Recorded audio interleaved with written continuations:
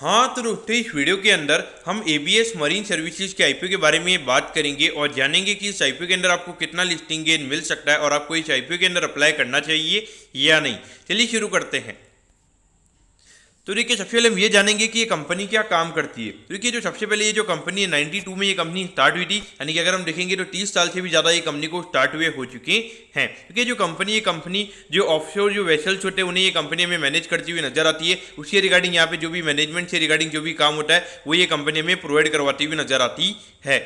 अगर हम कंपनी की वेसल्स की हम बात करेंगे तो करंटली ये कंपनी खुद है जो ये कंपनी है 5 वेसल्स ये कंपनी ओन करती है। इसमें से अगर हम 2 वेसल्स की हम बात करेंगे तो ऑयल एंड गैस सेक्टर से रिगार्डिंग यहाँ पे जो वेसल्स है वो कंपनी के पास में यहाँ पे हैं।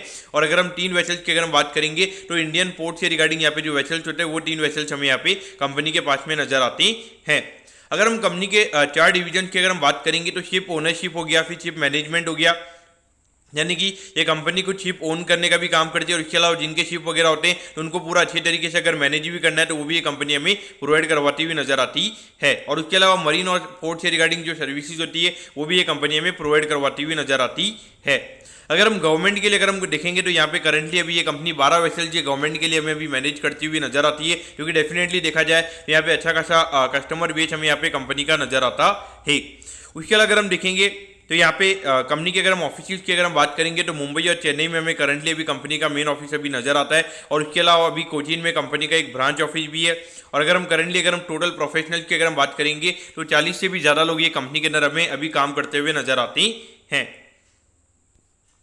अब अगर हम यहाँ पे कंपनी के ऑब्जेक्टिव की हम बात करेंगे, यानी कि जो आईपीओ से कंपनी को पैसा मिलने वाला है उसे कंपनी कैसे यूटिलाइज करने वाली है, तो देखिए यहाँ पे कंपनी एक और ऑफशोर वेसल यहाँ पे कंपनी को बाय करना है तो उससे रिगार्डिंग यहाँ पे कंपनी का आईपीओ में आता हुआ नजर आ रहा है। और बाकी अगर हम देखेंगे तो वर्किंग कैपिटल यानी कि जो डेली टू डेली कैश के रिक्वायरमेंट होते हैं उससे रिगार्डिंग यहाँ पे कंपनी का आईपीओ में आता हुआ नजर आ रहा है। अब अगर हम यहाँ पे कंपनी के फाइनेंशियल्स के बारे में हम बात करेंगे तो देखिए 2022 में लगभग 82 करोड़ के लगभग कंपनी का रेवेन्यू का नंबर था और उसके अगेंस्ट लगभग 8 करोड़ 9 लाख के लगभग कंपनी ने प्रॉफिट किया था, जो कहीं ना कहीं देखा जाए अराउंड 10% के लगभग का नेट प्रॉफिट का मार्जिन कंपनी का हमें यहाँ पे नजर आता है। और देखिए जहाँ पर अगर हम देखेंगे तो नॉर्मली यहाँ पे B2B वाला बिजनेस मॉडल हमें कंपनी का नजर आता है और वहाँ पर अगर हम मार्जिन की हम बात करेंगे तो कहीं ना कहीं मार्जिन हमें यहाँ पे अच्छे नजर आते हैं। उसके बाद अगर हम देखेंगे तो 113 करोड़ पे रेवेन्यू पे कंपनी ने लगभग 9.5 करोड़ के लगभग यहाँ पे कंपनी ने प्रॉफिट किया था, यानी कि कहीं ना कहीं अगर हम देखेंगे जो कंपनी का नेट प्रॉफिट मार्जिन का जो नंबर था वो यहाँ पे हमें थोड़ा कम होता हुआ नजर आया था।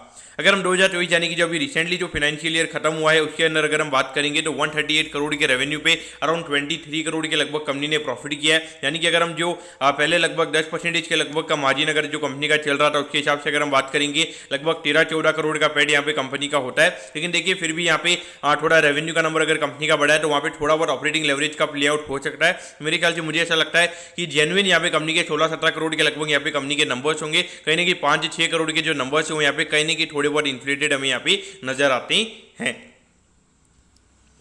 अब अगर हम यहाँ पे आईपीओ की डिटेल्स के बारे में अगर हम बात करेंगे तो देखिए 10 तारीख को ये आईपीओ में स्टार्ट होता हुआ नजर आएगा और 15 तारीख को ये आईपीओ में क्लोज होता हुआ नजर आएगा।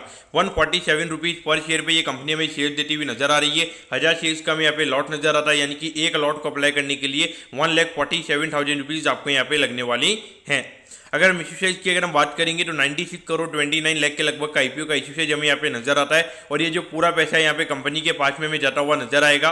और जिसमें से अगर हम यहाँ पे रिटेल कोटा की अगर हम बात करेंगे अराउंड 35% के लगभग का रिटेल कोटा है, यानी कि लगभग अराउंड 33 करोड़ के लगभग का रिटेल कोटा में यहाँ पे कंपनी का नजर आता है। यानी कि कहीं ना कहीं यहाँ पे जो HNI कोटा है उसके अंदर यहाँ पे जो अलॉटमेंट के HNI और जो रिटेल कोटा उसके अंदर जो अलॉटमेंट के चांसेज जो यहाँ पे कहीं ना कहीं ज़्यादा रहने वाली हैं। अगर हम लिस्टिंग की अगर हम बात करेंगे तो NSE के एशियन प्लेटफॉर्म पे ये कंपनी हमें लिस्ट होती हुई नजर आएगी। अब अगर हम टाइम टेबल के बारे में अगर हम बात करेंगे तो देखिए 16 तारीख को आपको पता चल जाएगा कि आपको अलॉटमेंट मिला ही, यानी अलॉटमेंट नहीं मिलता है तो 17 तारीख को रिफंड मिल जाएगा और 17 तारीख को आपके डीमेट अकाउंट में शेयर आ जाएंगे अगर आपको अलॉटमेंट मिलता है। और 21 को ये कंपनी हमें लिस्ट होती हुई नजर आएगी, यानी कि ऑलमोस्ट यहाँ पे जब इलेक्शन का रिजल्ट आने वाला है उसके लगभग 2 हफ्ते पहले ये कंपनी हमें लिस्ट होती हुई नजर आएगी।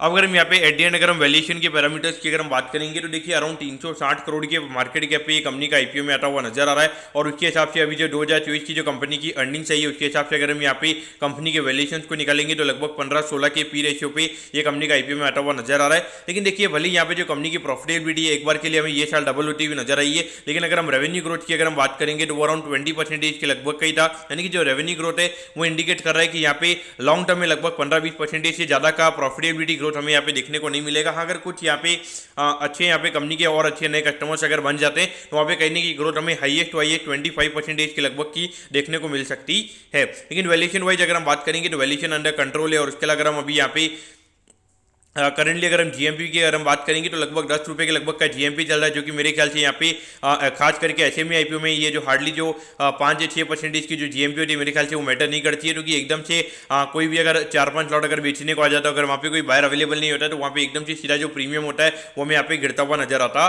है। तो अनटिल एंड अनलेस यहाँ पे प्रीमियम लगभग अगर ये जब ये आईपीओ में 15 तारीख को क्लोज होता हुआ नजर आएगा तो आपने डेफिनेटली जो ग्रे मार्केट की रेट वो देखनी चाहिए। मेरा क्या पर्टिकुलरली यहाँ पे कंपनी को देख के व्यू रहेगा, मुझे लगता है कि कंपनी यहाँ पे वेल मैनेज आईपीओ रहेगा, क्योंकि यहाँ पे एंकर बुक भी रहने वाली है। उसके अलावा क्यूआईबी के पोर्शन की अगर हम बात करेंगे तो वहाँ पे 50% के लगभग का क्यूआईबी कोटा, जिसमें एंकर कोटा भी इंक्लूडेड है। तो कहीं ना कहीं देखा जाए तो यहाँ पे जो फ्री फ्लोट है रिटेल और अच्छे नहीं वाला वो इतना ज़्यादा फ्री फ्लोट नहीं रहेगा। लेकिन फिर भी देखिए आपको थोड़ा कॉशियस रहना चाहिए, क्योंकि 2 हफ्ते पहले ये कंपनी हमें इलेक्शन से पहले हमें लिस्ट होती हुई नजर आएगी। और कहीं ना कहीं अगर हम देखेंगे तो भी मार्केट में थोड़ा माहौल भी हमें थोड़ा गर्म होता हुआ नजर आ रहा है। तो इस पॉइंट से आपको यहाँ पे जो लोग यहाँ पे अगर 5% का ऑन कैपिटल अगर रिस्क ले सकते हैं, यानी कि जिनको अगर 5% का लॉस भी अगर हो जाता है और वो लॉस बुक करने में अगर उनकी कैपेसिटी है तो मेरे ख्याल से उन्हें यहाँ पे अप्लाई करना चाहिए। हाँ, लेकिन जो लोग यहाँ पे बिल्कुल भी रिस्क नहीं ले सकते यानी कि जिनको अगर 1-2% का भी अगर लॉस हो जाता है और उनको दिक्कत हो जाती है और फिर वो उसको होल्ड कर लेते हैं कि जब वो प्रॉफिट में आएगा जब भी बेचेंगे, तो उनको मेरे ख्याल से यहाँ पे अवॉइड करना चाहिए। क्योंकि देखिए इसी सेम डेट पे अगर हम देखेंगे तो और काफ़ी अलग एसएमई आईपीओज और है,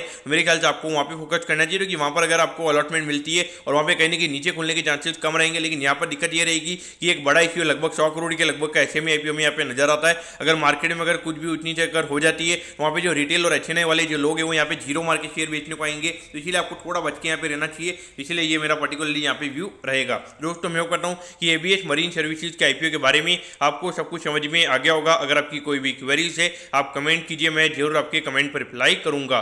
ओके दोस्तों, thank you, have a nice day.